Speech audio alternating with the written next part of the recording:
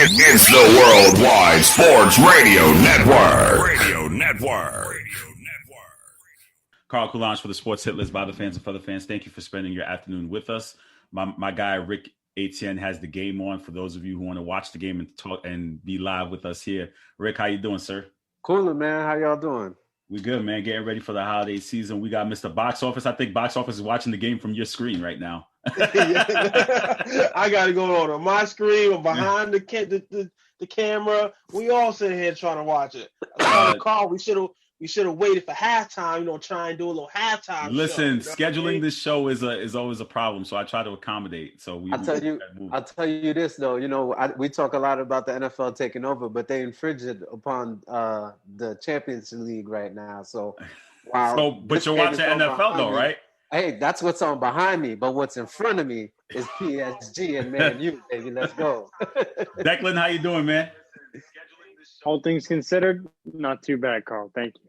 So week 12 is still continuing, and as Rick wanted me to acknowledge that he was correct early on when we did our preseason, I kind of joked at the fact that the NFL would still be playing games in the middle of the week, and he said, "Carl, don't be surprised. NFL is king. NFL is going to take over." And he is correct. And I've said it before. I will say it again. The NFL has managed a way, regardless of the circumstances, to have a game on every day this week, with the exception, I believe, Friday and Saturday. But they've taken full advantage of whatever's going on with COVID for them to have games on. Who would ever thought that you'd have a game on in the middle of a Wednesday at 3:40 in the afternoon as Pittsburgh leads 6-0, correct? Yes, sir. Okay, that's they can't wait. They're not having a game tomorrow, though. I don't think. No, there's no game scheduled till tomorrow. No, because it was supposed to be the Ravens and Cowboys. Ravens. Right. Yeah. So in a sense, though, at least there's a Wednesday game. Was what we discussed. But taking a look at week 12, I'm still tallying up the numbers. I think Rick leads right now. I think Rick has 12 if I'm not mistaken, and this game would make him 13 for the week, which is a good week for Rick. What were our highlights coming out of week 12? Rick, what are your thoughts? Man, it was. I think the biggest highlight had to be the Chiefs' offense that can just do whatever they want whenever they want. Tyreek Hill out there just running all over the field, literally just doing anything, man. That offense, despite them having the one loss to the Raiders, we have an undefeated Pittsburgh team. We got other teams that we see that look good here and there, but I mean, without a doubt, the Chiefs are by far the absolute best team in this league, and that offense is just. And imagine they're not even really running the ball much, and they're able to do all of this. Yet they have tons of talent at the running back position too. So at any time, whenever they decide they want to hand the ball off 20 or 30 times in a game and completely throw a monkey wrench in your defensive scheme, they can do that too. So I think that was the biggest and longest lasting image from this past weekend. Was the Chiefs on offense, man. It's wild. It was great to see, but on the contrary, though, Tom Brady was still able to play catch up in the second half of that game, and he cut it close. It just wasn't enough for them to actually win the game. But Paul, who's not here, which we'll address later, said Brady was done, and it kind of created a conflict among us in the group where I don't think Brady's done. It just wasn't enough. And you could tell Hill was just beating his opposition. Like it was making it look like it was a cakewalk in the first half. Travis, what are your thoughts there? Just to follow up on what you just mentioned about Paul saying Brady's done. It's not that I don't necessarily think Brady is done. It's the simple fact that we used to praise Brady for what we call doing more with less. He's not that guy anymore. He can't do more with less. He's the one that doing less with more. I've always described quarterbacks as kind of the truck or the trailer at this point. And I think we're seeing a transition where Brady is somewhat shifting towards a trailer-ish type of, like, he's not necessarily the one pulling it anymore. He has to have everything going on around him. I think we're seeing a lot of issues going on still with that offense because, like I said, when he first joined that team, we needed to see what that offense was going to morph into. Was it going to be Bruce Arians' offense? Was it going to be Tom Brady's offense? And I think they're still struggling with that. Something else I wanted to go over, not necessarily, can't be a highlight. It's got to be a low light at this point. The Eagles, man. I'm not on the. I know Paul he's been out here on the Dougie Peterson hot seat watch, but I'm not gonna say I'm that The last far. 12 weeks, like it's Right, like, right. Yeah. I'm not I've been watching this gonna for 12 sit weeks here. now. I'm not gonna He's sit here 0-2. and go that far with it to say that he's on the hot seat, but he's gonna have to take a lot more accountability in this situation. My issue with him is his inability to rein Carson Wentz in. Like, why is Carson Wentz still out there playing like this? Like, what kind of coaching is going on here? That's my issue with this. I think we're starting to see, because Carson Wentz hasn't been right ever since Frank Reich left that organization for the Colts. Now, there were rumors when Frank Reich originally left that he was kind of the magic man behind the scenes that got the best out of Carson Wentz. And I'm starting to believe that, because, like I said, I don't understand why Doug Peterson has an inability to reel Carson Wentz in. Like, what's going on here, guy? Like, why can't you stop this guy from going out here and playing like a madman? Like, he's just I can't explain what Carson Wentz does. Like, sometimes. Well, maybe Rick's daughter could explain for us because she seems to want. Right, maybe she can. Because sometimes I literally sit here and watch the game. Like, what was he looking at? So maybe she can. Rick, your daughter got any answers for us? We need answers. So I don't think anybody got something. answers. Hey, while you're there on that game, I think beyond that is like we're seeing this from Carson Wentz, and then we have the weird week of preparation that they did with Jalen Hurts, and then whatever they decide to do with him in the game here and there. Like, it's just a weird situation over there at that position where it wasn't too long ago that they thought in that city, in that franchise, that position was not going to be a problem for a decade maybe. And like right now it's an issue, you know? Well, so you know what? The Giants in that division are taking advantage of that issue, and the Giants 4-7 I'll right say. Declan, I know you've been in the hit list streets talking up the Giants, and some people are pretty upset about that, but talk your shit. That's what they say, right? Talk your ish. Your team is number one or tied for number one. Talk what you got to talk. Don't be intimidated. No one's ever intimidated by Greg. I don't know why he tries to puff his chest like he's something when he's really not. But I don't get Carl. Talk what you want to talk. It is what it is. First of all, I may be the youngest one in the hit list streets, but I'm not intimidated by anybody. You guys know this firsthand. Whatever. In terms of the actual Giants themselves, I mean, I'm not sure I'm going to, talk my ish or shit, whatever you want to say.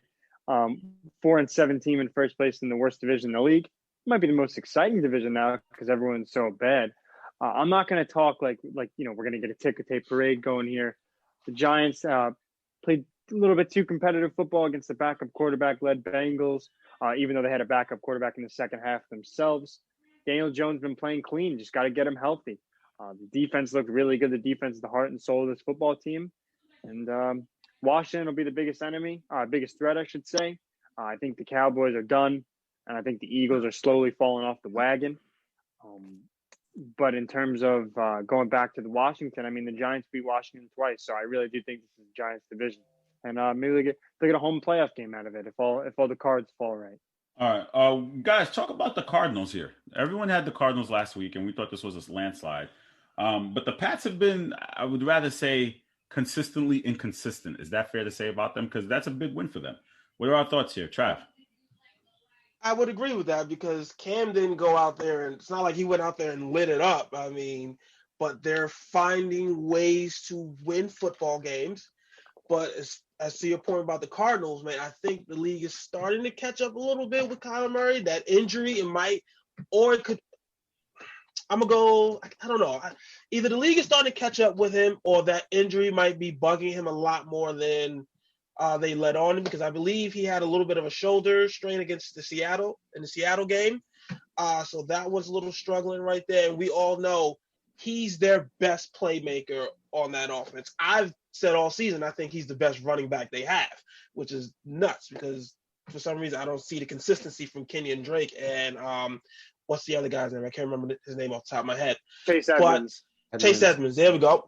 But that team, they're still in the race for the division. That NFC West, between the NFC East and the NFC West, they're both the most competitive divisions in the NFL for different reasons on the opposite ends of the spectrum. For different reasons. Right. You don't know who's going to win either one of those divisions. Like, one is really good, the other is really, really bad.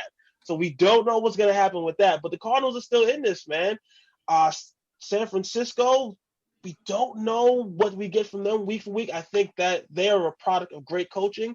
I heard somebody mention the other day, this season is just proving that great coaching is rising to the top. Teams that are having good coaching, like the Steelers. Who was that said they are? Oh, that was Declan. I'm sorry. Declan with the Steelers are overrated. I believe he said they were at 10-0. Not Mike Tomlin, though. I did. Mike Tomlin's a great coach. But I've been a big supporter. The team is a product of his coaching, man. Their schedule has been dramatically affected by COVID. It's probably by the most by any team in the league. Sorry to interrupt, but Manny has no reason to be talking in the comments when your team gets cooked by the Falcons. Yes, Manny. Yes, Manny. We tried to tell you. I picked the Raiders for you, Manny, the other day, man. Y'all was starting to sell me, and then y'all go out here and wet the bed like that against Atlanta, man. You know what I say? When you wet the bed, it's time to what? Change the sheets. That's what I say. We don't want to hear nothing from you anymore, Manny. Not until y'all got to make the playoffs and win a playoff game for we to hear anything else from you this season, man. But other than that, I don't really move on the game, but I don't really have nothing else for this week. Okay. I mean, you mentioned inconsistency with the Patriots, and consistently inconsistent. Consistently inconsistent. It's the same thing we're seeing from the Cardinals, man. Like, that's not a game that you should lose at all. As Travis mentioned, it's not like Cam came out there and balled out. The Patriots didn't seem to do anything special, So that type of loss is bad when you're trying to be the team that you get to where you want to be as a team. So the Cardinals got to get it together. Their offense specifically is very inconsistent. They're up and down.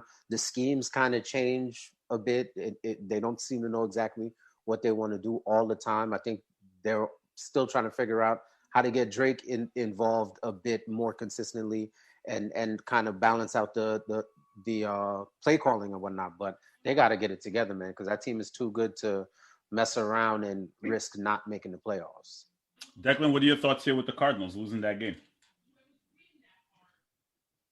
I think the Cardinals are kind of the white knuckle team of the NFL this year. You've seen them win crazy games. They beat the Seahawks and then lost to them, but they did beat them in that crazy game in overtime. And then you see them lose a game like, no offense, Travis, but their team like the Panthers that has kind of been, up and down, and at some points two down. Although they've impressed though, but completely up and down, losing to a team like that, and then they also lost to the Lions.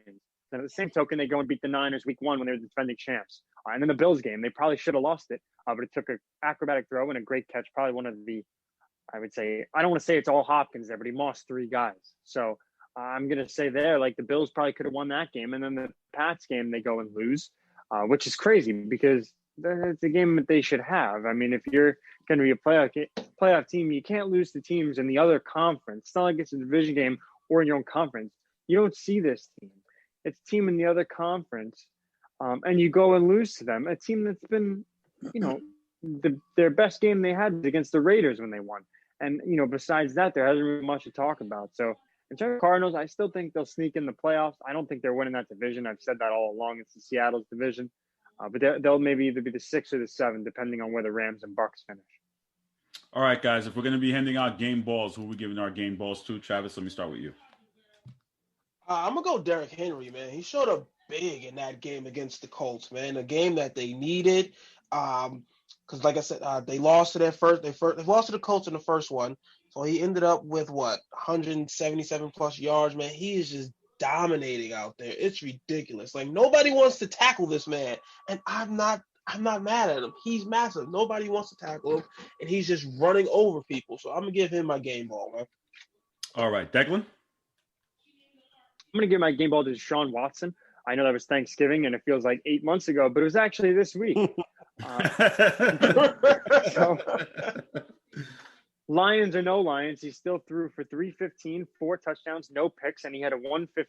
I think it was a 150 passer rating, which is superb to say the least.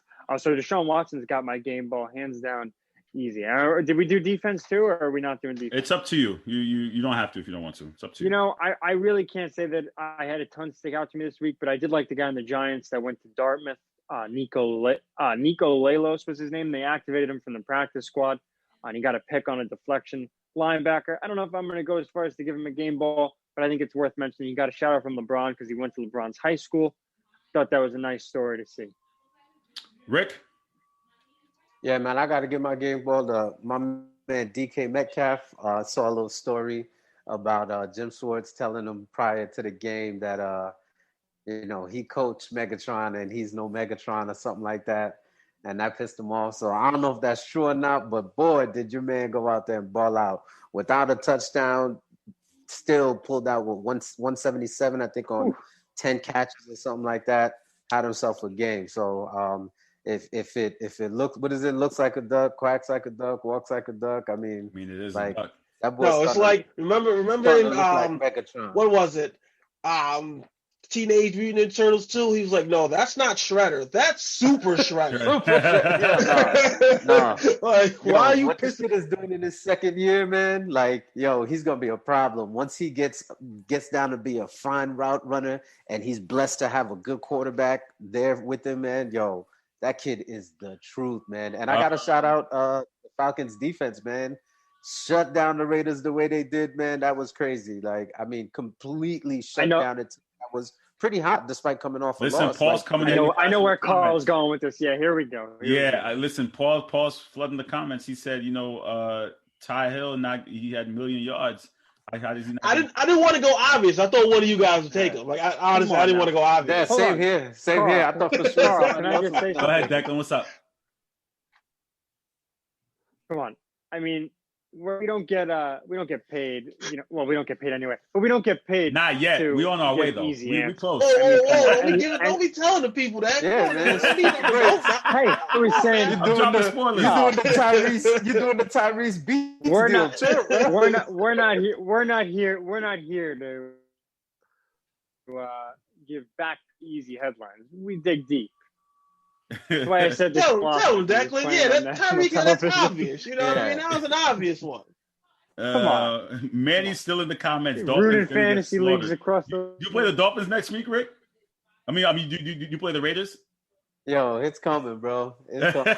Right. Ooh. Manny gonna be throwing hands, requesting addresses soon. Right. Wait, who's playing? Do we know who's playing quarterback for the Dolphins?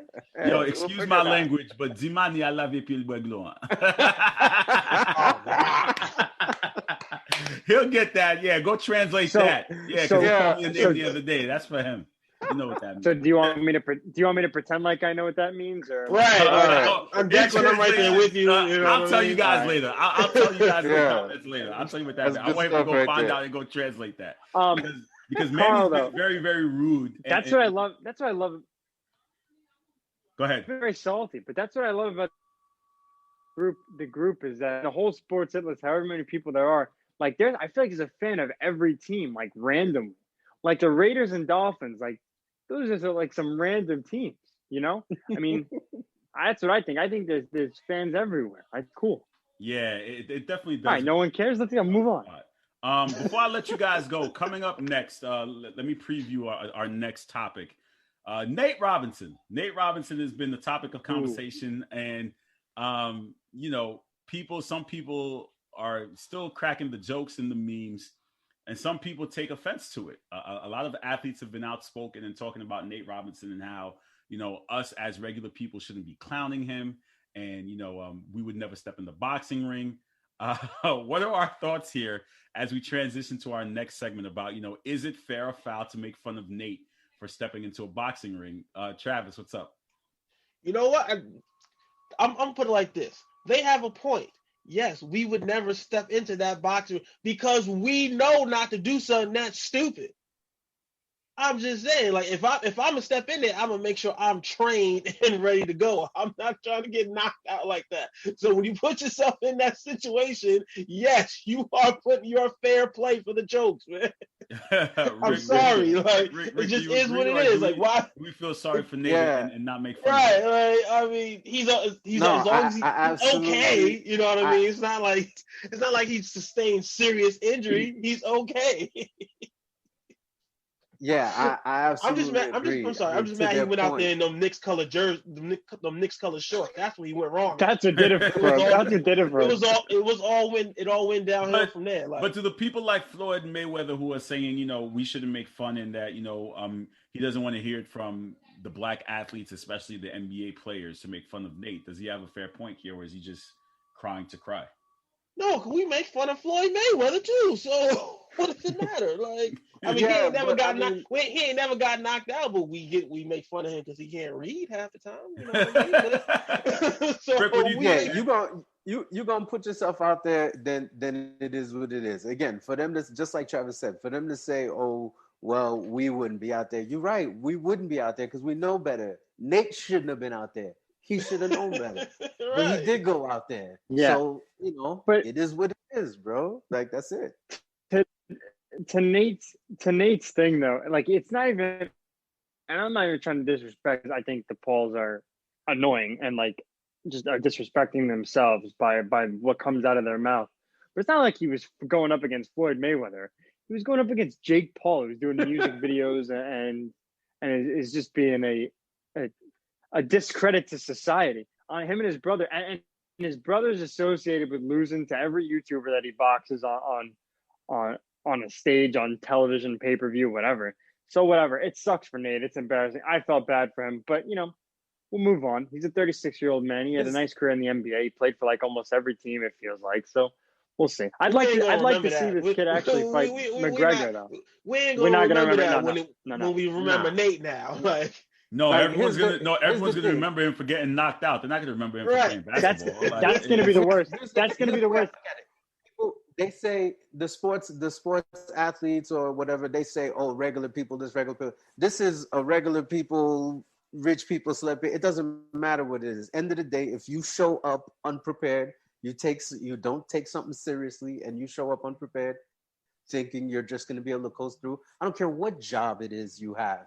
You do that, you're going to fall flat on your face. It's going to be funny. That's on you, straight up. no All pun right. intended, because he did All right, kind of fall flat on his face. No pun intended, but it did happen. Guys, thank you so much for joining me. I'll see you guys on Sunday for week 13 as we get ready for the holiday season. And Maybe whenever it rolls around. yeah, right. So Like I'll see you. like 6 months from now. I'm not sure who will be there on Sunday. You guys will let me know, but we'll be for NFL Week 13. You guys take care. Enjoy the rest of your day. Enjoy that game. Later. Yeah. You're watching the Sports Hit List by the fans and for the fans. Carl Coulange here on live on the Worldwide Sports Radio Network. Don't forget to check out, we have Below the Mic tonight from 6 to 8 p.m. with Errol Marks, who's the CEO of the Sports Hit List. CEO of the Worldwide Sports Radio Network. Let me introduce my panel right now. We got Ziggy Zig is in the building, and I think Coach Womack is getting himself ready. He's coming in shortly too. Yes, sir. Background, how you doing, Coach? I'm good, man. What's going on? So before we talk about, I know we have to talk about Nate Robinson. That's what we're here to talk about today, and the jokes and stuff. Zig wanted to mention this whole thing about the Clippers, and I know you wanted to talk about the dysfunction in the Clippers. What's going on with Kawhi, PG, the new squad, or you like to call them, as the NBA season approaches in a couple weeks? So with that being said, right, I was just looking at one of the articles that was published, I think earlier today from Athletic, and it was just diving into the definite details, this exact details of what was the issues behind the locker room with Kawhi Leonard and the Los Angeles Clippers. So I wanted to know, Mac, did you get a chance to hear about that? Because to me personally, I already knew these things was coming about since the beginning of the new year. But did you hear anything about this? And what are your thoughts? I just want to ask you really quickly. I had heard a little bit about I wouldn't go as far as dysfunction though. I would go as people were just the Clippers were usually the rugged team. Like, they weren't superstar heavy. All those guys are from the mud. You know, you think about the Patrick Beverleys, you think about the Lou Williams, you think about the Montrezl Harrells. Mhm. These guys have made it from the mud. They don't take days off. They don't get contracts if they take days off. You know, they're not used to that. Even when they had CP3 and Blake was injured, but DeAndre Jordan, those guys were the ruthless team. The Lakers were always the pretty team, Mhm. the Showtime team. They always had the stars. And when you bring a player like Kawhi, who comes with his entourage, who comes with his management, who comes with his off days, who comes with, you know, I've found a way to win. Like, I've done it at Toronto. My body is more important later on. It conflicts with the other guys who are like, yo, we don't take days off. So Mhm. now the question comes, how are the coaches treating him to how he's treating me? And that starts to wear. And when you're winning, it's easy. So, like, when you're successful, nobody cares about days off. You know, that's why when people used to complain about LeBron sitting out, when they won, nobody said anything. The only year they killed him was the year they didn't make the playoffs in LA. And he was injured. And then all of a sudden, he had the injury bug. So I Right. think it was just a conversation between, like, which way are we going? And I think that's part of the reason why Doc Rivers had to decide to leave, because as the coach, you take responsibility for how that goes and Right. how that Right. tone is. And once the players start second guessing what you're doing and saying it's a detriment to the entire team and entire structure of what we were built upon, our toughness, it's time for you to kind of move out and let somebody else take over. Copy. All right. Appreciate that. Just wanted to hear from No doubt. Coach himself. Appreciate that, Carl. No problem. Mike, did you have anything to chime in about the Clippers? Ziggy was talking about an article that was published about the dysfunction within the team, about, you know, Kawhi's preferential treatment and how he's being treated compared to the others. Yeah, I think Mac just hit on everything. That's what I was hearing, is that people that was around that organization talked about, you know, when you have somebody who's, you know, focused solely on themselves, you know, with Uncle Dennis and all that and his own thing, then that alienates people, especially, as Mac said, when you don't win. When you lose, then all of that low management, all that go out the window now. But it's too also Paul George as well, too. Not to cut you, Mike. Paul George, they say he's another treated one as well. Yeah, another one who, and his thing was, and I think a lot of the reports were, it was him and Montrez that really had that beef, is another one of these people that, and we're going to talk about it in this segment that we're doing, self-awareness. Like, it's one of these people that Paul George think he's better than what he actually is, and you get in superstar treatment, but you're not a superstar. So it's like, and that pisses people off when they, like Max said, when they working hard, they put in the work every day. Trez is one of those people that came from the mud and got it like that and worked hard at his craft. And so when you are, not to say Paul George doesn't, but when you're a dude that ain't put that isn't reaching your peak, and other dudes is grinding, reaching their peak, you can't be talking crazy. It's just like, yo, we lost. How do we get better? You can't be trying to point fingers and all that. You ain't that guy. So Right. I think that was their problem. Copy. Speaking of losing, this past weekend we saw Nate Robinson in a boxing match, and Nate Robinson got knocked out. Now, I didn't think of anything. I was just laughing at the memes. But then I started to see the narrative shift a little bit, and some people were upset at others laughing at Nate Robinson. So I said, let me reach out to my contributors and see if we can make this a segment. And Mike, your Instagram story was hilarious. I thought they were funny. Mike, everyone had it. It was just, you know, everyone had jokes. But is it fair to laugh at Nate Robinson for getting knocked out? And people looked at me like, Carl, what kind of question is that? Of course it's fair. This is what we do. Nah, you gotta say your answer said, is it? And for the community, I just want to make sure what we're talking about. That's what I said, because again, this is what Floyd Mayweather said. Mayweather said, I'm going on Floyd Mayweather's comments. David. He basically said, you know, us as a black community, and especially black NBA players, cannot laugh at Nate Robinson. Is that a fair assessment? Mike, let me start with you. What do you think here? No, that's not a fair assessment at all. And Floyd's comments were interesting. If you notice the end of his comments, I'm trying to see it. He said, side note, the times I've had issues with another brother, it was when they came at me first. I was just defending myself. So you see, he said all that we're not supposed to do it, but then as he probably was typing it and was like, oh yeah, but I do it too. So let me give my excuse of why I do it and why it's different when I do it versus when other people do it. Here's the thing about Nate Robinson, and it's a couple of ways to go, and I don't want to go so long, but it's really so many different layers to it. First of all, I think it's not in the black versus black conversation. I think we too often try to mix what Attorney Antonio Moore calls the decadent veil. We try to confuse that with real racial oppression. And then we play this game of black on black crime, which is a misnomer and it's not true. And white supremacy likes for us to say that, but it's not a thing. So putting that aside for a second, the reason why people laughed at Floyd, and not Floyd, the reason why people laughed at Nate, and full disclosure, I'm still not making memes, so I'm not trying to kick him while he's down forever and ever. But the reason people laugh is because Nate Robinson got into something that he had no business getting into. It was reported that he had only been training for the fight for 6 months. He's never been a boxer. He was an NBA star, right? Jake Paul hasn't been a boxer for 15 years, but nevertheless, he had one professional fight and he's been training professionally. He's been training as a boxer. So in other words, there's a boxer and a basketball player.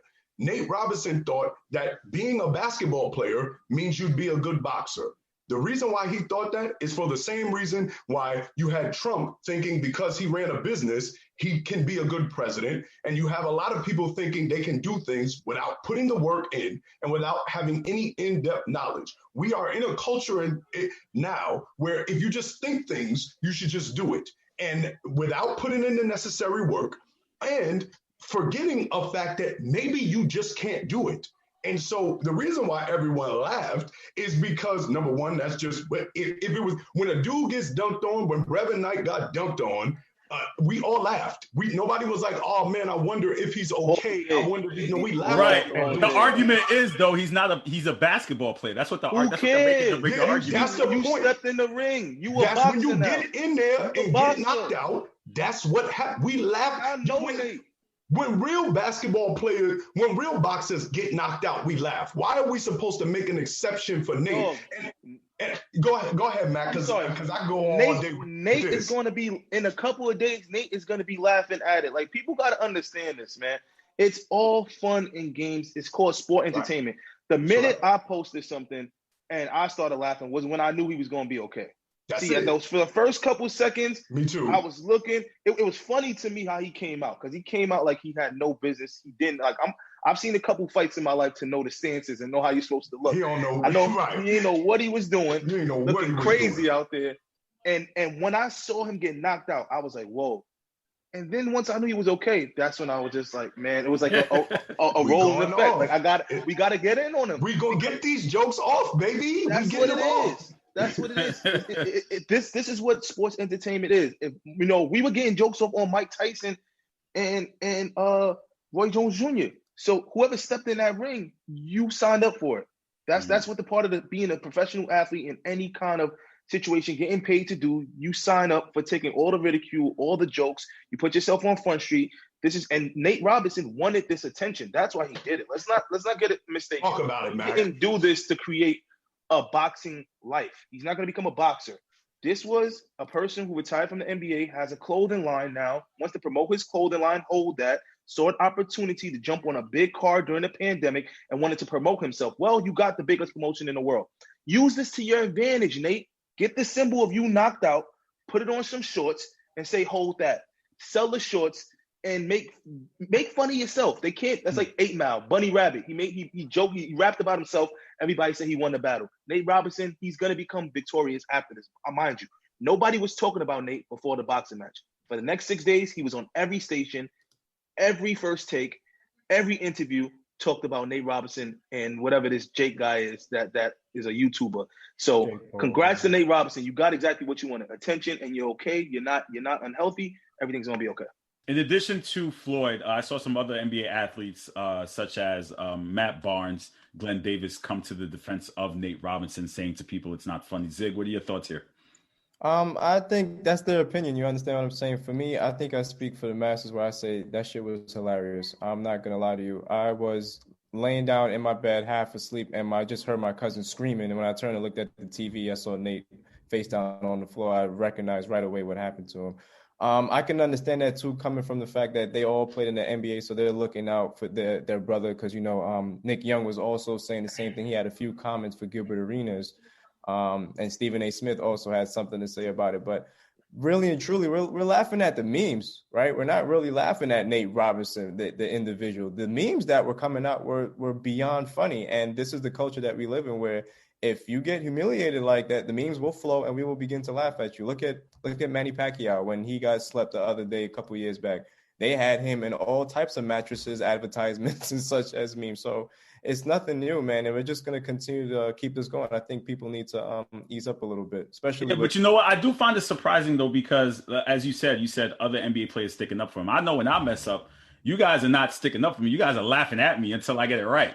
So yo, Carl, we are now, listen, we're in an era of accountability. Yo, yeah. Get in the ring. When you slip up, we call you out. What the segment you used to have where everybody had to hold their L? That's what this is about. Yo, listen, man. At the end of the day, if anything, you could ask the fair question. Do the actual boxers feel disrespected by him being in the ring? Because he made it seem, anybody could just jump in the ring, and he looked dumb and got washed. And I don't know about you, Zig, but the memes made laughing at him more funny. No, I was laughing at him. It was funny.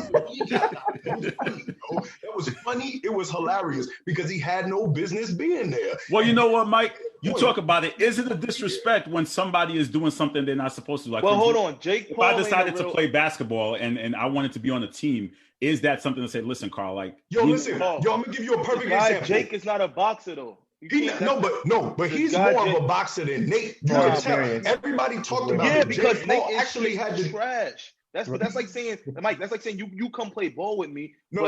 I'm not. Hold on. Let me put it into context. Like, we all play ball together, but nobody else on this panel who I play ball with was a professional basketball player. But y'all still can ball a little bit. So y'all jump in and we could ball. We could compete. It's not a wash. This was a wash. This was a wash. No, this dude actually had a professional fight before. He actually was training. But who did he didn't fight? know nothing about boxing, bro. Right, but the question goes back to, again, Jamal, do you feel disrespected? For example, say someone like me decided that I was going to have a tryout in a professional setting, and knowing damn well I'm not athletic and nowhere near. You only getting it because of your name. Right, exactly. Would you feel disrespected that I'm here trying out to play basketball? I'm gonna be honest. It depends on what. See, this is when people know the contracts. We know the works. No boxer felt slighted. And I'll call my friend. I'm gonna actually call him and I'll update it later. My boy, Kid Chocolate, Petey Killen. We grew up together in the Bronx. He was a world championship at the middleweight level. And I'll ask him, did you take it as disrespect with these two guys fighting, or when Nate Robinson turned into a fighter? And I don't think he would say he would, because look what they were getting paid. This is almost WWE status right here. No disrespect to WWE. Like, this is WWE. This wasn't a real boxing match. This was entertainment. It was a Saturday night. We all wanted to laugh. Listen, we saw what they did with the Tyson fight. He clearly beat Roy Jones Jr. They called it a draw because it was like for charity almost. This was to get everybody's hopes up. Have a nice evening at home. Don't go out anywhere. Social distancing. I'm not saying it was disrespectful. I'm saying that's a more fair question than asking, do black men get to... Bro, stop. Yeah. This is a dude that was... Stop. Floyd sound crazy. And another... Glenn Davis sound crazy. Davis sound crazy. Like dogs. You had weed. Gilbert Arenas sounded crazy. I read it. I read what he posted on Instagram. And he didn't realize that what you're saying is exactly why Nate got knocked out. He's sitting here trying to give him a motivational speech telling him, just like when you played me and AI and we cooked you, then you go back and get back. You dummy, you're comparing basketball to boxing. What's wrong with you? You gonna set him up to get knocked out again. What are you doing? And that's the thing I got to deal with, Carl. Real quick. Yo, family, let me explain this to everybody. When you do stupid stuff to risk your life, that ain't called bravery. That doesn't make you brave. That doesn't make you a superhero. If they shooting down the block right now, and I just walk down there, and I get shot in the leg, and I survive, none of y'all better say, my man Mike, Pastor Mike, he's so brave that I can't believe he was brave enough to walk. If you ain't here, I was trying to save no little kids or nothing. I'm just down there being nosy. Bro, that's not brave. What Nate did wasn't brave. He just wanted to get money and get attention. That's not brave. It wasn't even about money. It was about money on the later end because I don't know how much they got paid, but if those $600,000. That's what somebody said. 600,000 or 600. 600,000. No, 600,000. I thought it was 600. I saw 600,000. That's what I saw. saw. 600,000. You saw $600? I saw $600. That's what someone I could have sworn I saw extra zeros on that, but we could verify that either way. That's the stimulus. Mike, that's stimulus check, B. I don't know. I know it's that's crazy. Half a stimmy for half the country. That's half the stimmy right there. Zig, just talk about people stepping outside of their elements. I mean, we've seen Master P somewhat in some form of NBA. Nah, he hooped though. He hooped. But he played ball. Yo, thank you, Mac. We're not doing that. We're not doing that. Because he's known as a rapper. It's the same thing. That. Listen, time out. It's the same thing when Shaq raps. Or when Kobe tried to rap, rest in peace, right? And it was trash. Thank you, Mac. It was trash. It was trash. You know what I'm saying? Is it okay for someone to step outside their element? And Mike wants to shift the conversation to that. Is it okay for someone who's not known as a professional athlete to try to become a professional athlete? I don't think there's anything wrong with you trying to do that because as Mac just said, we all, coming up know Master P could actually ball, right? But when it comes to your name being the reason why you get a tryout, or you not going through the proper ranks of what these other players had to go through, I think then that's when it gets a little annoying for the NBA players. Because if I'm not mistaken, some players were upset when they supposedly heard that J. Cole may possibly get a tryout for one of these NBA teams. I'm not an NBA player, but I was upset. So, Mac, I'm going to swing that to you now. I was a little upset. So what you mean? So it does happen. Yeah, but that's again to like real ballers. Like I know the struggles and the trials, the tribulations. I know what players have gone through for years. And if J. Cole was good enough, I've seen the videos. He's not good enough to play.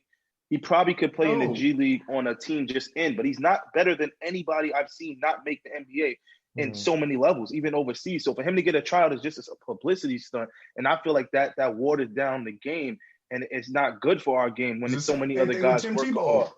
Yeah, with the baseball, but back to Nate to stay on topic. It's like this was a perfect. See, this one, if Nate would have challenged like a real boxer, I would have been like, that's more disrespectful. Because this guy's a YouTuber, he's an influencer. Yes, he's been practicing, but he never really fought a real person. He has no professional matches, no professional fights. So even though he's fought before, Nate was thinking, yo, this guy. He's not a professional. I'm not a professional. What's the worst that can happen? No, he practiced more than you. he clearly practiced more than you. But at the end of the day, you see these three guys behind me. Hey. Guys behind me. Hey. That's what this is about. This is about having fun. We all know what the social media era is. You look like a clown, we're gonna clown you. That's it. If you make a clown, if something funny happens, and this is what's helping us get through whatever we're getting through. Think about how many people spent 4 hours, 3 hours on social media last week just laughing at all the memes and all the jokes. As long as Nate was healthy, you got to take this L. You went into an arena. He thought it was the WWE. This is not rigged. He was wrestling. It's not rigged. It's not rigged. Real quick. Real quick. I just text Banks, Jason Ben. We all know our guy. Yeah, of course, he was a boxer. I do not think so, yo. 5. No, you will not. I'm playing. Yo, true story. I said that when he first started boxing. Yo, true story. I said that when this is perfect for the conversation because I said that when he first started boxing. I was like, yo, bro, you little and I'll knock you out. And so we was play fighting, right? Just play fighting in the gym. Y'all remember that? We was play fighting. And I just threw a punch because I know how to fight. It's the difference between knowing how to fight, knowing how to box. And I threw a punch. Bro, he moved so quick, he weaved it and threw this uppercut. I was like, nah, this is a different level. I was like, nah. But he won. He won 5 belts and a national title. He said he feels all these exhibitions are disrespectful to boxing because of the work that somebody like him who trained so hard and the work they put in to get to a certain level, you just thinking you could walk in there and, you could just do it? Nah, you get what you... 2 bums, I'm with it. 2 bums, I'm with it. Like that's, listen. No, but he had to learn. But he learned. Yeah, but listen, you know what? It's with every profession, Mike. It's like somebody who's not a pastor coming to your church and saying, you know what, Mike, You know let me what? preach this Sunday. I got it, Mike. How would you I got take you, like Mike. you would be disrespectful? Nah. Like it's the I'll same be like, yo, thing fam, I with went to the teaching. seminary for 2.5 years. B. Exactly. Like, I got it. come on, man. This is- I feel that. What we You doing? Like, what we disrespected. doing? Absolutely. Absolutely. Oh, I got it. This is rock and jock basketball. You This ain't is, lying. That's a classic. This I is- remember That's a that. good one. this is That's a good one. this is the remember they had American Gladiators. This is all of That's a those fact. stories where the normal person wants to take on or fight someone or do something against another in a different profession that they're not good at. Nate is a world-class athlete. That's one thing we give flowers, we make jokes. Nate, football player, world-class, played Division I in Washington. High Right. school, world-class, NBA, slam dunk champion. We know that. Sometimes as athletes, and me and Greg, you see the thing that me and Greg are supposed to do that I has was to happen. thinking about that the Right. whole time. We're so athletic and so great at what we do in our area that we totally don't understand how difficult it could be to try something else against the best in the world, or not even the best. Right. Try something else that we're not even good at. You know what I Right. mean? Not even against the best in the world. Because like I tell you right now, in my prime, you put me on a soccer field, I'll get dusted up by a 14-year-old. And that has said nothing to me about my athleticism. It's just That's that's right. not what I'm good at. Right. And Nate, no matter how strong you are, no matter how fast you are, Man, the I'm reach boxing. was different. It'd be different if you fought another 5'8" person too. You had to get so close to him just to get a punch off, and all Right, he he had was- to do was just right He's over. 6'1". Like Right. you in there with a dude that's 6'1", 188. You 180, blame your friend. 159. Zig, have you ever had aspirations of stepping outside your element? Say that again. Have you ever had any aspirations of stepping outside your element, your comfort zone, and doing something out of the norm? I'm not. I wouldn't say stepping out of my element. I think it was a wake up call because I remember I definitely wanted to be a ball player, and I never really told anybody this. But when I walked into the gym, I walked into the SFC main office on the 4th floor. Those who know. Genovese, And- shout out to Genovese Center, baby. Genovese. You know the Yes, vibe. sir. And Fourth I was floor, like, baby. can I get some information on how to try out? So they gave me the information. A couple of days later, in the same Genovese Center, Mac was playing a one-on-one game with Latif. If anybody, Latif Willis. Latif Willis. Oh, no, that was yes, in the sir. main gym. That was the main gym. I No, remember this one was upstairs, Mac. This This one I'm one gonna was tell you. It was, upstairs? sorry, it was a Okay. 2-on-2. My bad, 2-on-2. Okay. The one-on-one And was in the main gym. Just watching him and Latif go at it, I was like, nah, I'm not trying out for no basketball team. It's a wrap for that. Well, so. that's a Yo, perfect let me example. add to that Well, story. hold too, on. 'cause Before you add, I got a got one similar too. story. Mine too. In high school, they had an open gym, and I'm like, all right, let me see if I could try out for this open gym. Everyone's going to go play, and I see these kids playing. I literally walked in, saw them playing, and ran right back out. I'm like, yep, not even giving it a chance. Oh, yo, listen. No chance at all. Every- Listen, hold on, Mike. Let me let you. Yeah, finish. go ahead, Finish it Mac. off. I'm gonna say this because it's always funny about basketball. I always tell people, basketball and not more or less baseball. Like so, with me and Greg's challenge, the only reason why I even challenged Greg is because I actually played a little bit in high school baseball, varsity. So, and I know, and let's be honest, I'm a competitive person, but I know Greg is on a different level in terms of pitching than I am. Right. You get what I'm saying? But basketball is the sport where people literally just watch more than any other sport and think they can play. Exactly. Because they just get a ball, they throw up a couple shots in their backyard, Yeah. and they think they're good. Yeah, You know that's how fair. many times I've seen Francis, dudes, and you guys could tell, dudes used to literally come watch our games and be like, yo, why y'all lose to this? Or how you only had 17? I'll Yeah, kill I you. know. And then it comes to the spring. And remember the one year, I was y'all there? The one year I played intramurals, and I got like 50 a game in intramurals. I think Nah, it I was wasn't there you yet. guys wasn't there. It was my Yeah, I first wasn't year. there yet. My first year, because you guys came after me. I came after. Yeah. Carl, what year you started, Carl? I started on fall of 04. But remember, I'm the Oh, youngest. you was here, there, so- Carl. Yeah, Carl, you you was was there at the student. Yeah. The intramural game in the main gym. I Yeah. told everybody I was at St. Francis to play on the team, but I was sitting out that year. They all was like, "Oh, you sitting out? Oh, I'm trying out there." Remember, we had Prince. We had a lot of characters in Prince. there Yeah. who thought they Me, were like- good. Bro, Me. we run them up. And to this day, this is how delusional they are. No matter many times they lost to legit players, they still think because it's basketball that they could stand a chance. Look at our chat. In sports hit lists, everybody think they could play they just respective sport. Everybody could play whatever they say. Yo, I'm telling you. Everybody's an all-star.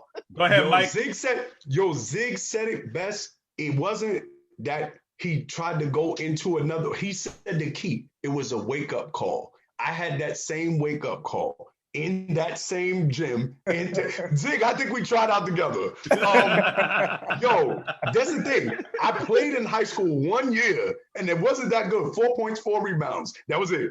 I played in high school. I'm like, I used to play every day. Yo, listen, I put in the work. I played ball every day. I worked out every night. Bro, I got in that. Yo, when I did that walk-on tryout in St. Francis College, it was over. And you know what? I was okay with it. I'm a pastor today. Why? Because I recognize the greatness that I already had within me. That's the challenge we have today, is people are not willing to get that wake-up call, like Zig said, and recognize their greatness. I didn't have the game Mac had. I didn't have the handle Nick Jones had. I didn't have the aggressiveness that Randy Mello had. Alan Shepard had this great. I didn't have TS's jumping ability. I ain't have all that. See, look at the comments. Look at the comments. Ant Mullen. Ant, I've seen you play, Ant. You are horrible, bro. You know what I knew you was horrible? Who smoked him last summer? When I saw his outfit, he like anybody who comes to the gym with the whole matching gear, the matching jersey, you bum. I know that. Real bum. Automatic. The first shirt, the first shorts, we even played with Mitch Mac socks. And you lucky you're a Lakers fan, because your somebody game smoked him 2 years ago. Bad, Bro. Who was that smoked him 2 years ago when they pulled up? Somebody smoked. It was they hit bad. wild jump shots. Somebody smoked. But it's, you know what? It's an Triple B's, big bad basketball. That's what it's an interesting conversation because again, everyone tries to step outside their element until you realize, like, listen, let me stick to what I know. Let me stick to my be okay with that. That's the key, Carl. Look, you do production. Be okay with okay. I love it. Absolutely. Always Carl, we look at it. If we look at the sports hit list when it first started and the production quality, and we look at it now, we could tell you made such a leap, and you keep getting better and better and better and better because you're perfecting your skill and your ability. That's it. That's Deuces in the comments. Wait, what are they saying now? Wait. Mike Phillips said he'll beat Mac. Oh, come on. Joel, I did not say that. Jay Rivera, I always match. I know you ain't got no game then, Jay. Jay, and I love you, Jay. You're funny. It's too much, man. You can't match the jersey with the short. Nah. You're not an actual player on the team. You can't match. Yo, I've never wore, like, you know how we got, like, in basketball, you know how many tournaments I got the top and the bottom, the same style. Of course. I've never wore it together unless I was playing in that league. It was just like something, like we always said, whoever was the person that had the whole starter outfit with the ripaways and all that they moms had too much money for them to be good. They had too much money growing up. They ain't go through the struggle and the grind. That's it. They ain't go through the struggle and the grind. I ain't gonna front though. I be matching though. Listen, man. Mike Phillips is on K2. Any final thoughts here, guys, to wrap up the segment as we wait for the next panel to come in? I'll just say this real quick. There's nothing wrong with stepping out of your element as long as you put the necessary work into it. You can't come into a match trying to fight somebody 6 months of training time. That's just not enough time. You got to put some more effort into that. Mike, you mentioned Banks, and I forgot all about Banks. Banks put years and years and years into that art of boxing. So if you're going to step out of the element, just be prepared to put the effort in. Womack, final thoughts? I just think this is a perfect example of don't underestimate your opponents on any level. You really got to do research and see, how good guys are. Also, it's tough to cross sports. Like, there's a reason why there's the lowest percentage of people can just cross sports and be effectively just as good. Like, this is, you gotta, like everyone said, respect these different sports and what it takes to become good, or even not even good, what it takes just to practice. Like, even if you're not the best at something, you're better than someone who doesn't practice at all, who's never played it. You're gonna be better than that person. You have to put some kind of work in. And last but not least, when you step up to this level, when you sign these contracts, the joke's gonna come if you get washed. We know it's gonna come. Nate Robinson, and this is, I've met Nate, I've interviewed Nate, I've hung out with Nate, funny guy. If he ever sees this, he may be mad at me, but Nate, we gonna get these jokes off, bro. And but also we gonna, just like when you won a slam dunk contest, and just like when you was getting 20 and 30 on the Knicks, we praised you. That's a part of the game. That's what we do. It's different when you just hate. That's why I put that behind me. When you just hate. There's a couple people I see who do that. That's disrespectful. But give you a perfect example, I shout out Ray Jarve. And when Ray Jarve wants to come at you, he comes at you with the jokes or whatever it is. But if you make a comment that makes sense, he also says, I agree with you. Everybody on this panel does that as well. But I'm just talking about somebody outside the panel. You know, so when I respect dudes who can call you out on your stuff when they want to come at you and when they have a debate, but also respect you when you give some kind of knowledge or you make some kind of sense. So as long as you're doing it both ways, you got nothing to fear about. So Nate, if you fight again and you get knocked out again, I'm going to put another meme up. Mike, final thoughts, bro. Yo, listen, there's a fine line between your ego and confidence, a dangerous line. And if you flirt with it too much, then you can risk your actual life. So let's be okay with the greatness. And I'm a pastor. Let's be okay with the greatness that God has already given you. The things that you are great at, perfect those things. Get better at what you're doing. Like Zig said, if you step into another arena and get that wake-up call, then when you get the wake-up call, maybe go back to the things that you are already great at. There's nothing wrong with being a master of something as opposed to being a man or woman of many things. All right, guys, thank you so much for joining me here on the Sports Hit List. NBA season is coming soon.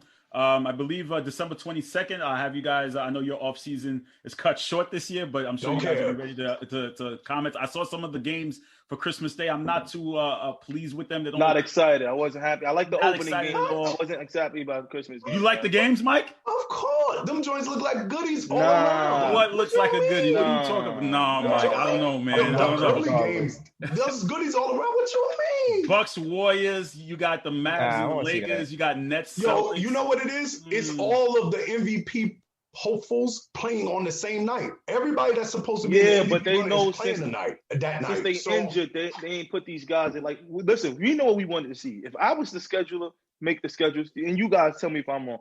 We want to see the Warriors and the Nets. We want to see that on Christmas. Yeah, we want to see that. We want to see that. Yeah. I don't care what you say. We're not tired of Lakers Clippers. The way the Clippers got bounced last year and the way the Lakers won the chip, give us that matchup. That's two. But then what it leaves out is the up and comers that their matchups wouldn't matter. So like nobody wants to watch Dallas versus Denver. No, we don't want to see that. And Denver made the conference finals, and Dallas got Luka. So we don't want to see that. Zion, nobody wants to see Zion versus the Suns. We want to see Zion play, but we don't want to see him against the Suns. So that's why they put him up against another team. So the NBA is just trying to mix match so some of the younger stars get a look. But we know what we want to see. We want to know. Sure. NBA schedule, the Sports Hit List congregation will definitely be working on our NBA schedule.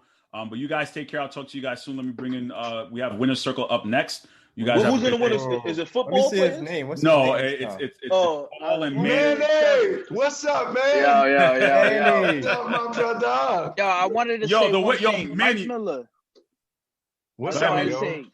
Mike Miller, I don't know if you remember, but I played against Ruger's team in the Genovese Center in intramurals. Shout out to Ruger. That's my dude, yo. Ruben and Chris Gibbons with the faculty. They needed another player, so they said, yo, Manny, come play. I played and dropped 33, and the entire time in this game, Mike Miller was hyping me up the entire time. I don't remember this, Manny. Manny, where's the tape, Manny? Manny, where's the tape, brother? Manny, where's the tape, bro? You know how I know you could talk to Wayne? I am not corroborating this at all. Mike, I know you a fraud because I'm not you can talk to Wayne because you. I have never heard this ever. Listen. Mike was just known for calling people dummies. I'm passing by, minding my business to athletics. Mike just goes, dummy, you fool. You know what happened. So that means, Carl, you heard that. That means somebody got jade. If you heard that, so I'm going to tell you this right now. Matter of fact, that's what that means. Womack, talk to Ruben. And he'll give you the proof. You was the one to ask me. He's not going to co-sign. What are your skills like? Could you step in the boxing ring? What are your athletic skills like since you played football and baseball? Hey, check this out, Carl. I was a 3-star athlete. You know what I'm saying? Ooh, 3-star athlete in the streets. You know what I mean? You had that gold leather jacket. So you had that gold leather jacket. You had that gold leather jacket in high school. Here's the thing, and Womack could speak to this because coming from where I came from, which was ECO Brooklyn, we all thought we was ballers, right? But then you get to Christ the King, and you see those cats, and it's different, bro. Like you playing around in gym, it's a whole different ball game. So you quickly realize when you got guys like Irvin Walker in the gym and Malik Booth and the Rob Hamptons playing against the Kimbers in the Shindada games. You feel Rob is my year, right? So when you naming them names, boy, he naming them right, names. so he naming them names. When you think about it, like you realize, like nah, let me just stick to my two core sports, which was football and baseball. But by default, yeah, I was a baller. You know what I'm saying? I was a good athlete, without a doubt. Would I step into the ring and fight a Jake Paul or some random social media cat? Nah, I just it's egos, and then there's the reality, and the reality is my man Nate Robb, who's an outstanding athlete, has been out of high level competition for quite some time, right? And boxing ain't easy, bro. Like we can't just stand in the ring and pretend that we could go 3 rounds. I remember working out, bro, like with a trainer, simulating rounds, and I wasn't even getting hit. And it was intense, hard to do at a crunch gym. So I can't imagine trying to stand in front of some cat that's actually throwing blows, bro. Like, think about your average street fight. It's just 30 seconds. Let me get Ray Jarvis before I let the rest of the other panel go. Ray Jarvis, what do you hold on, Carl. Ask Ray what I told him in our interview on his podcast when he asked me why I didn't make the NBA. Why did I try for the NBA? What did I say? Ray? Explain that, Ray.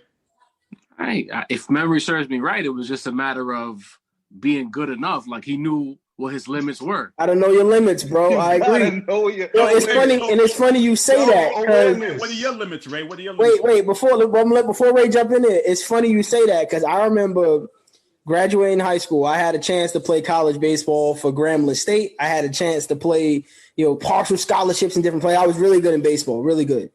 And I remember just saying, like, nah, I'm just going to get a job and go to work, bro. Like, I remember the hardest thing for me to do was tell my pops that I wasn't going to continue to play baseball. And I'm like, I'm a realist, bro. Like, I ain't going pro, so I don't have 5, 7 years, 10 years to waste. 10 years later, I have a great career, you know what I'm saying? And that was kind of the trajectory I wanted to be on. I wanted to just become a man and build a family because sports wasn't going to be it for me at that point. It was just a hobby, you know what I mean? So, So Ray, jump in here real quick before I let the guys go. About stepping outside your comfort zone. Did you see yourself as an athlete before the media man Ray Jarvis was born? Was that the aspiration or no? I mean, that's where it started, but parents was kind of fronting, and then when I had the opportunity, I kind of fronted. I was being a clown. I could be 100. I signed up for the football team twice, but I didn't do what I was supposed to do in order to join the team, so that's on me. But of course, we all had dreams of grandeur, being on the field, scoring touchdowns, making shots, and all of that. That's why I still play now. I'm in flag football leagues. I shoot a little hoops when I can. I still try to chase the dream one way or the other. What are your thoughts quickly on Nate Robinson getting knocked out and everyone clowning him? You don't play boxing, bro. You look for that. I don't feel sorry. The jokes can rain down. I don't care. You don't play boxing. I agree, bro. Shouts out to my guy. I reposted. When you saw all the memes on Sunday, I reposted one of Ray's. Man, we getting these jokes off, baby. And respectfully, bro, and I'm going to keep it real, right? Like, boxing is the one thing that you just can't go out there and pretend. There's some whack cat in the gym right now that's never gonna get a fight that'll wash you, bro. Like, you can't just go out there, bro, in the ring and think like because you got the Knicks unis on that you gonna get. Made y'all look bad, Mac. Yo, listen, that was Rangers colors. That was.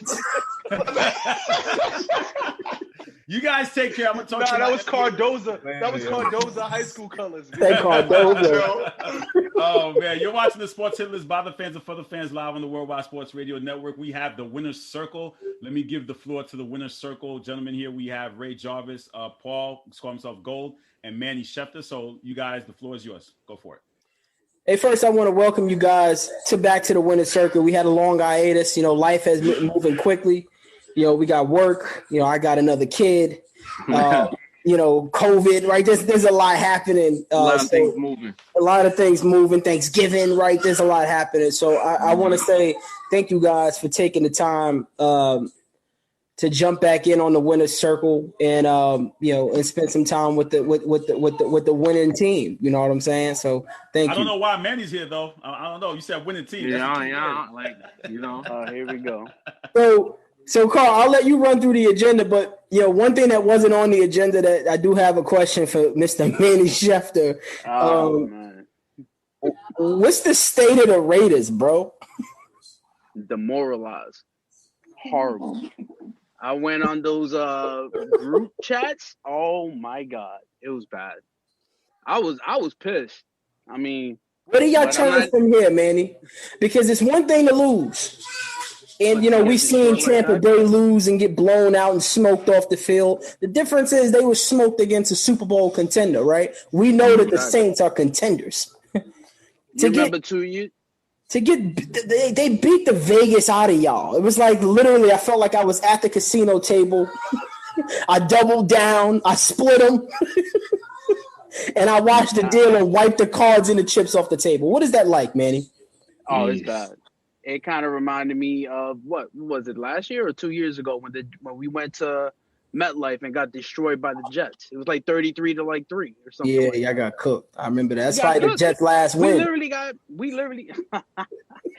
I mean, I feel like they didn't recover from how they lost against the Chiefs, or they just had too much fun for Thanksgiving. Something just seemed off. That's not the Raiders team that I've seen all season. 4 fumbles, no pass protection, couldn't make tackles. The thing that kind of bothered me, I feel like they were hyped with all the media giving them respect after last week. I mean, we lost to the Chiefs, but we gave them a run for the money. It was like Mahomes had too much time, a minute and 45 seconds or whatever, and he scored. They won. It wasn't, and we went out like, you know what? Our heads up, held high, it was a good game. It was a great team. Obviously, we gave them their first out. So before Carl jumps into the agenda, quick question: John Gruden was given $100 million to coach the Las Vegas Raiders. A 10-year deal or something wicked like that. 10 years. Nobody signs 10-year coaching deals in America, right? He was given 10 years. He came from the booth to the sidelines. It's John Gruden, the guy, man. I was pissed about it. First off, you signed this guy for 10 years. Think about it. This man was with the Raiders. We end up losing to the Patriots in the AFC Championship. Then we play Gruden. Gruden leaves us, or we traded him, I believe. We traded him to the trade. He was a part of a trade. Yeah, a trade. Yeah, knowing the Raiders, they do stuff like this. We play them in the Super Bowl, and he beats us. Not like he beat us by what, 20-something points? Defense wins championships. So again, then years later, we're like, oh, you know what? This guy destroyed us in the Super Bowl a couple years ago. Let's just give him $100 million, 10 years. Let's see what he can do. And it's been up and down constantly. I'm not a fan of it though. Honestly. You're not being fair to Gruden, because if you're gonna take that route, like look at the program he took over and look where you guys are right now. The Raiders were an absolute joke before Gruden came back.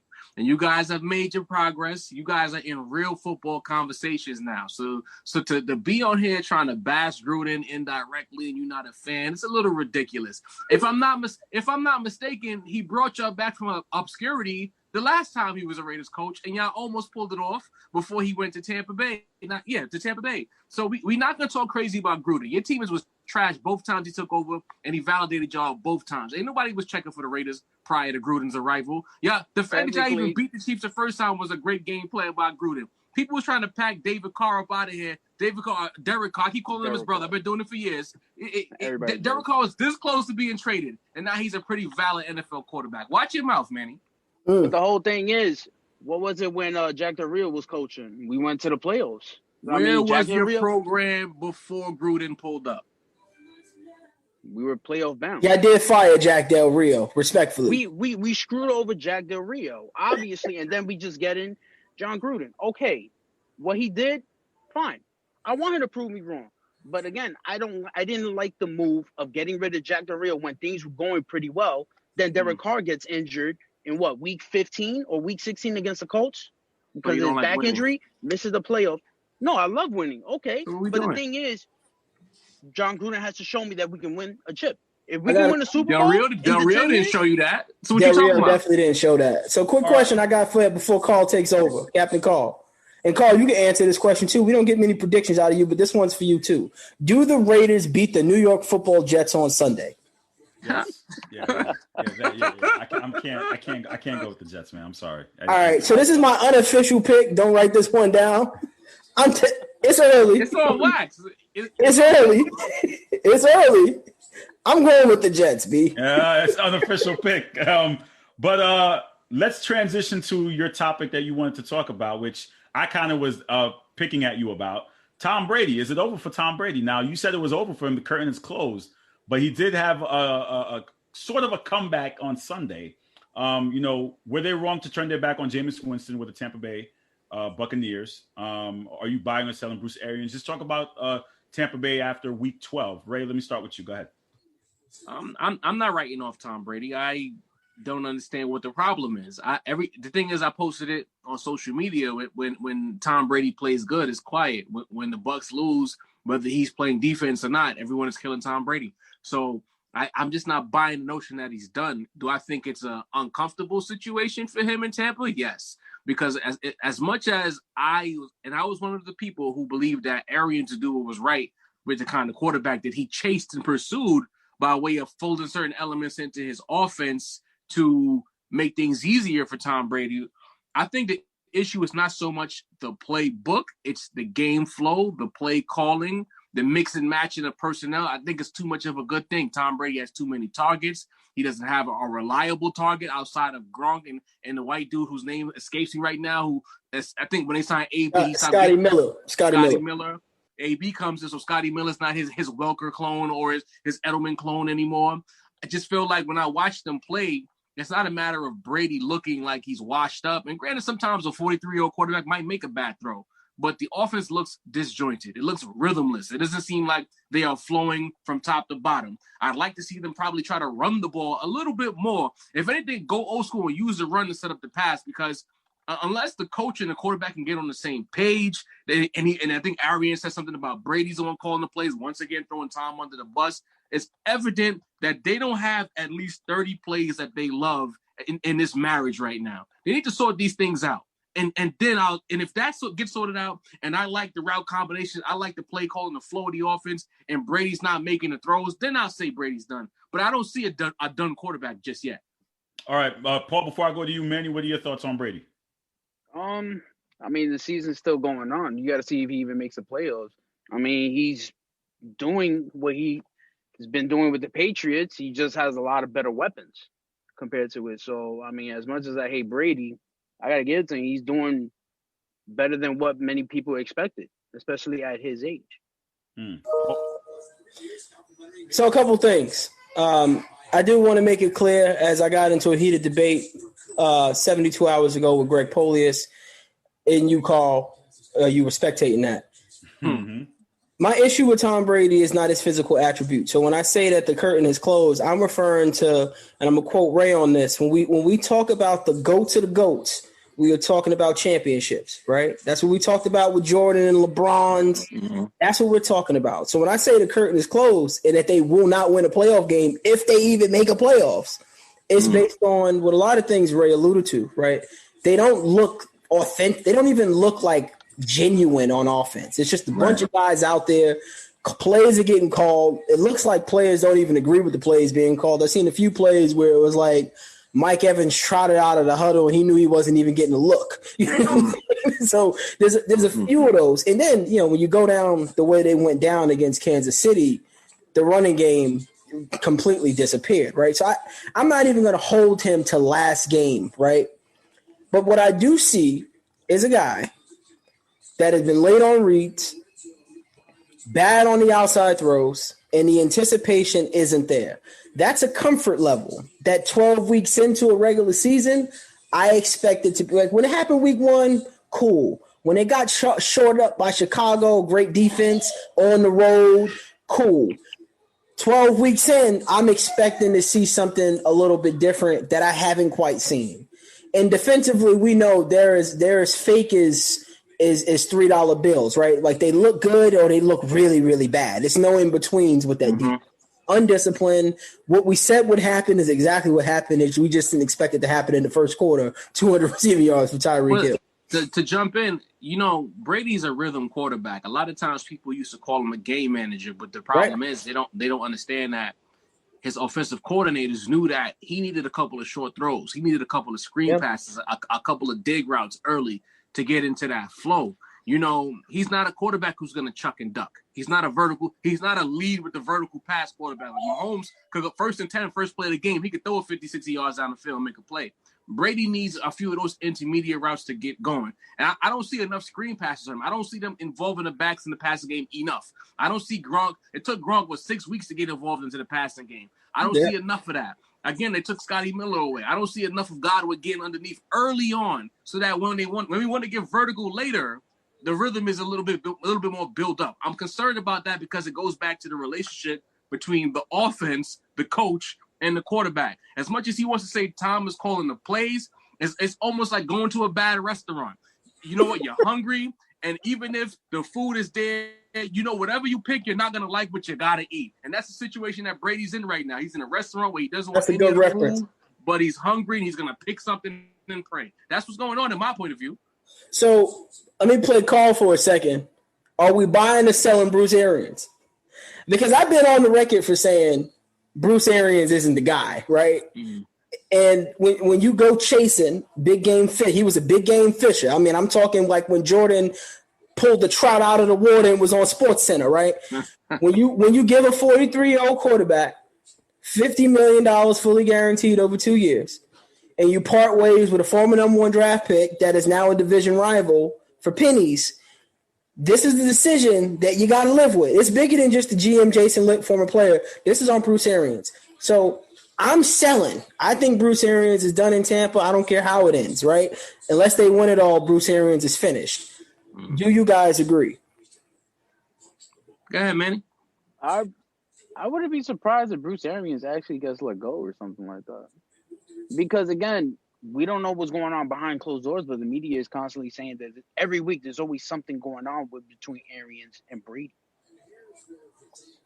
I mean, I'm beginning to sell on Bruce Arians, and it's not because he's not a good coach. I like his offensive system. I like him as a coach, but I always have one peeve when it comes to head coaches across sports. When you become too stubborn to coach to your personnel. The elites, the greats in all sports coach to their personnel. They coach to win the game. They don't coach to win their way. We know that Bruce is a vertical passing offense type of guy. We saw what he did with Carson Palmer. We saw what he did with Kurt Warner. We've seen what he's done now with Jameis Winston, 30-30. But it's clear that if it's not his way, he's not going to say it's the highway, but he's an uncomfortable passenger on this trip. And it's almost like he gets out of the car, right? He gets out, he catches an Uber. With each comment that he says against Tom Brady to the media is one toe. He's about 6 toes out of the car now. There's 4 toes left. So I'm selling because I feel like he's doing his team a disservice by way of being stubborn. Stubborn coaches don't win championships. Would you compare this situation similar to with Mike McCarthy and Aaron Rodgers? Nah, I am going to throw a curveball at y'all because, Ray touched on, and I hate to cross sport here, but coaches being stubborn and not coaching to win versus, their personnel. I remember when Phil Jackson did this, when they lost to, I think it was Boston, as a matter of fact, that first time. I think it was Boston. Oh, wait. Mm-hmm. And I remember saying to myself, like, yo, Phil, you gotta just run that pick and roll with Powell and Kobe. Let it go, bro. Let him cook. But we kept running that triangle. He kept those same silly Sasha Vujacic rotations. And I remember saying, Radmanovich, these guys are getting cooked. Phil, what you doing, bro? It was the ego for me when I seen from Phil. It was him sitting in the big executive chair on the sideline with the glasses, knowing the media is watching. And he let that – I remember when they blew that game. Was it game 6? Y'all blew a 20-point lead? Game 4. Let's not talk about that. Couldn't stop the bleeding, bro. And I remember from that moment, I was like, damn, if it was anybody else, Phil would be finished. But it's Phil. So they let it rock. He gets he learned, though. He learned the following year. Pick and roll was featured. Crazy. All right, Carl. All right, so we have up what we call the pump fake, which is produced by Paul. Gotta give y'all something different. So I'm just gonna say the topic. You guys just give me your quick thoughts on it. Drew Brees started his last game as a Saint. Let's start off with Ray.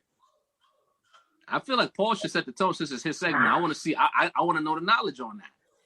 I'm gonna say no, only because Taysom Hill hasn't actually he hasn't really done anything, right? I haven't been impressed with Taysom Hill. I'm sorry. I was critical of him against the Falcons. I'm even 50 times more critical against the game he played against Denver, where he looked worse than, a T-bone system Warner football coach, right? I mean, if he couldn't run QB power, I mean, Tim Tebow could do a better job than what I see from Taysom Hill on Sunday. So for that, Tim Hill is Tebow without the hype. He's Tebow without the hype, without the kneel, right? Tebow without the push and kneel. So for that, that's the only window that Drew Brees got when he gets these ribs. That's just my take. All right, I'll say it's a pump fake, and we'll see Drew Brees as soon as he can physically play. And I think the longer he takes to get back, the more likely Jameis finally gets his shot. Big pump fake for me. Manny? I say I'll go along with them because no player wants to go out like that. Just call it a career towards the end like that. Hey, you remember Drew Bledsoe, right? True. But Drew Brees, I feel like he still has that chip on his shoulder. And I know he wants to make it and win another ring, legacy-wise, I guess. But, going out with rib injuries and stuff, and a punctured lung, the recovery might take a little bit longer, but honestly, I know he'll wait, and who knows? Maybe we see him in the playoffs, or maybe we just see him next year. It's just funny, like when you think about it. Drew Brees has never been this Iron Man mantra type of guy, right? Like if this was Big Ben, this wouldn't even be a topic. But now we're talking about a 40-something-year-old Drew Brees, father of I think 3, on his way out. You start saying, is the recovery in the process of you're peeing blood, right? Is that the answer? As long as his arms are attached to his body and it's not a major shoulder injury, Drew will be back. What you're gonna see is the classic Tony Romo flak jacket over under the jersey. That's what you're gonna see when he comes back. All right, our next question: the Baltimore Ravens will miss the playoffs. Sir, I'm gonna roll with it and say that's a pump fake. I think they'll find a way in. It'll be ugly. It'll be a bloodbath to the end, but they'll find a way into the playoffs. Manny. Let's go, Manny, and then I'll come back to Paul. Honestly, it depends on if the Raiders decide to want to win games anymore. Because it's going to be a wild card spot, definitely, because the division, Steelers got that. And by the way this game is looking, Steelers are going to win. It's an ugly game, by the way. But, I got the Ravens making it if the Raiders don't, honestly, at this point. This is not a pump fake. The Ravens will not make the football playoffs this year. It's unfortunate, but after today, I'm looking at a 6-5 Raven team, 5 games out of first place. The Browns have 9 wins, 3 games ahead of them. All they have to do is hang on. Right. We're gonna see 2 out of the Titans division. You're gonna get 2 out of this division. I don't know, man. It's a long shot. You're probably also going to get the Bills with Miami. I don't know, man. They better hope there's a postponement so they can add that 8th team, or I don't see it. Is the jig up for Lamar Jackson? Is Cinderella finally coming home? Shoot the slippers off? I'm gonna say no. I think the slippers. Yes, to answer your question, the slippers have come off. To answer that truthfully, I just don't know if he's getting a fair shake here. I'm not sure that Lamar Jackson is the problem, although because of his demographic, because of his skill set, the media will make it about Lamar Jackson, and I think they have much bigger issues than Lamar Jackson. Gotcha. Okay. Carson Wentz, is he done in Philly? I think so. I think the writing is on the wall for Carson Wentz. He can't catch a break. He can't win He can't win the winnable games, even if it's not his fault. I was talking about this yesterday, where from my vantage point, it kind of looks like the team doesn't even want to play for him. I'm seeing a lot of bad body language in the huddle. I'm seeing the O-line not necessarily blocking the way they should block. I even saw a false start penalty where everyone went except for the center who didn't snap the ball. And I'm just like, wow, like what is going on in Philly? The energy is off. I don't know, as much as it seems like Philadelphia won the championship at the cost of their almost franchise quarterback. I think Wentz is gone. I think Wentz needs to be saved from Philly at this point. Jalen Hurts era is going to start, I guess. That's going to be a bad era. I mean, I feel like they won their Super Bowl, and just after that, it's just been downhill from there. And I feel like Carson Wentz will probably either get traded or go to another team, and he'll probably do way better than what he did with Philly this season, at least. Paul. I got a screaming kid in the background. I apologize. It's all good, man. We understand. We get the vibes, bro. It's parenting, B. Kids want to paint all day. They can't paint all day. Listen, right? Rick's daughter shows up anytime. She pulls up anytime. So it's all good. Here's what I will say. I'll make it short and sweet. Carson Wentz is not done in Philly, and I'll tell you why. Okay. Often, there's too much money on the line to part ways with Carson Wentz. The easier decision is to part ways with what now seems like is an anemic head coach, which you guys may recall for the last 11 weeks I've been saying is not as good of a coach as that Super Bowl resume gathering record stands for, right? In my opinion, that was a really, really good Eagles team, right, that got hot. Right? They got hot. It isn't like, I mean, let's remember, Carson Wentz was the MVP before Nick Foles even suits up and wins the Super Bowl, right? So that Eagles team was loaded, loaded. So offensively and defensively, and we've seen that evident by the 40 points they scored against the Patriots in the Super Bowl, which is the most they've ever given up. So you don't part ways with a guy you just give $175 million, $90 million guaranteed. You part ways with a guy that's on the sideline who's now playing Jalen Hurts randomly on second down to throw hitch routes, right? Like that's the guy you part ways with. But to push back against that, it's easier for a team to part ways when the narratives are in their favor. When the quarterback looks kind of lost out there, if it wasn't for COVID, he'd be getting booed out of Philly week in and week out. It seems like all the energy is pointing towards Carson getting out. Like, don't get me wrong. I don't even like the Eagles. I'm a Giants fan. I might be the only Giants fan who hates the Eagles more than he hates the Cowboys. So when I see Carson Wentz, I see a guy who's been getting a bad shake, and everyone is pointing at him, and I don't think it's fair to him. And I feel like if it continues to fall and they don't somehow win this putrid division, I think he's the scapegoat. I will add to that. One thing I'll add to that. The challenge I see is Carson Wentz is not your typical face of the franchise guy. He's just a dude. And unfortunately, the reality is when we talk about the team looking like they don't want to play for him, the media bashing him, that's because he's a nice guy, right? Like he went out there on the media and was like, oh, this is what I signed up for. He gave some real PR shit. The reality is what they need is a guy that's going to be on some Aaron Rodgers vibe and say like, everybody just needs to shut the hell up, relax. I got this. We lost some close games. We showed we got healthy and here we're going to make a run. He ain't that guy. And that's why Philly fans will be booing him out of the stadium and they're booing him out of their living room television. He definitely needs a talent overhaul. There needs to be they need two real receivers in Philly. Like what's going on? Alshon Jeffrey, $70 million to play 6 games. With 2 catches is crazy, bro. And even at $70 million, he's not worth the bread. No shade. He was never worth the money. Right, he had that Super Bowl catch. Had them thinking that he was their ex receiver. That's the problem. He ain't that guy, bro. Final question. The Giants make the playoffs. As much as I don't want this to happen, and this might be the least liked team of any Giants team I've ever had to cheer for, just by way of the process of elimination and how disgustingly sorry the NFC East is, it's looking like it because someone has to win. I don't like Dave Gettleman. I don't like the quarterback as much as Declan and these other Giants drones seem to wax poetic about a sorry average Dave Brown clone with Eli Manning's face. The team is in that direction because the defense is strong. And matter of fact, let me scale it back.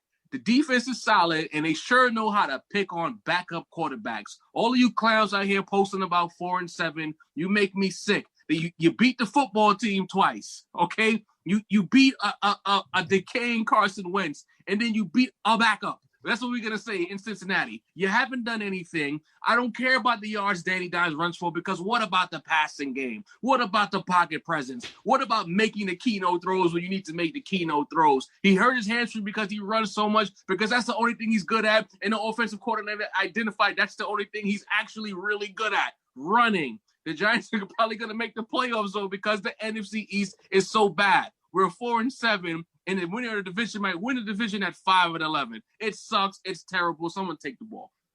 What you got, Manny? I mean, I didn't predict this to happen before the season started, but it's looking like the Giants are probably going to get it unless the Redskins can somehow sneak in. And not the football team. Football team, buddy. Oh, the football team. My bad. I like that name, Lahai Keto. Let me save true Giant fans like Ray from what could be the worst possible show of competitive football what the Giants have done, and get back to the real task at hand, which is building talent through the draft, using the draft capital that's in front of them with great picks. The New York Football Giants, the best thing that could happen to them is that Daniel Jones has a torn hamstring or a sprained hamstring, and that they will be extra cautious with their franchise guy. If you're Dave Gettleman, you have already seen enough that Dimes is your man, right? It's unfortunate, but it is. He's your guy, for at least for the next 3 years, right? He will not play the remainder of this football season, and Colt McCoy will finish the year 0-6. That's the best thing that can happen to New York Giants. Finish the year with these same measly 4 wins, get you a top 5, a top 6 pick, and move on, brother. And then the other thing I will say, with the Giants defense with a bunch of misfits, has been really good. It shows you that in the NFL, it ain't about the big names. The Patriots have never won with big names on defense. It's always been about the right 11 guys. And between Bradbury and Martinez and a bunch of 4 no-namers on the front 4, somehow, some way, the Giants' defense is actually really good. Even against the team they shouldn't look good against, they've been really good. They match up really well, which is encouraging for the future because they're all young. But do not win any more games. Do not put Daniel Jones out there, not 100%. Let Colt McCoy, who shouldn't even be in the league, go out there and do exactly what he's paid to do, which is lose these football games to get you guys a top 5 pick. All right, guys. Eagles are going to win that division. Thank you so much for this segment of Winner's Circle. We'll definitely be in the chat discussing if we'll do one next week. I know next week I have a debate against Greg Polius. The question is, are fans and media responsible for pressure on postseason success? Greg is taking the yes on that. I am taking the no. So please stay tuned for that hot topic. That's going to be another loss for you, bro. Nah, I don't know. No, it won't. No. It's such a finicky question, though, you man. You better get the outside voice ready, because that's the only thing that's going to save you in that debate. You're going to have to yell. No, I have to yell. Believe me in this one, because I will. Will Greg have Henny? Will we get Henny, Greg? Nah, you're gonna get wife cut his hair, Greg. You're gonna get the casual Greg. I'll see you guys. That fade, boy. Greg, I love you, but that fade was shaky, bro. I'll see you guys in the comment section. It's what happens when you have sex, man. You just get caught up in the wash. Like, it's all right. Oh, no. Ray, when's your next episode coming out? This Thursday? Yo, the Rat Roundtable just dropped about an hour ago. Next Thursday, a new gray area. It's gonna be Laker games. I got a cat from the West Coast tapped in heavy with the Lakers. He's gonna pull up to the pod. We're gonna talk about what we did in the offseason and what to expect for the upcoming season. All right, you guys take care. Please make sure you like, share, comment, subscribe. Episode 2 of the Pro Wrestling Mount Rushmore is coming soon. We did tag teams last week. This week we're doing matches, which will get really interesting to see the top 4 matches. Bro, how am I not in on this? What's going on? I gave you the list and you told me the ones you wanted to be on, brother. You told me you wanted to be on. It's a lot going on. You got to remind me. We'll talk. Stuff with the deck, man. Get my man in there, B. I'll talk to you guys soon. Take care. Yes, sir. Later, guys. It's the Worldwide Sports Radio Network.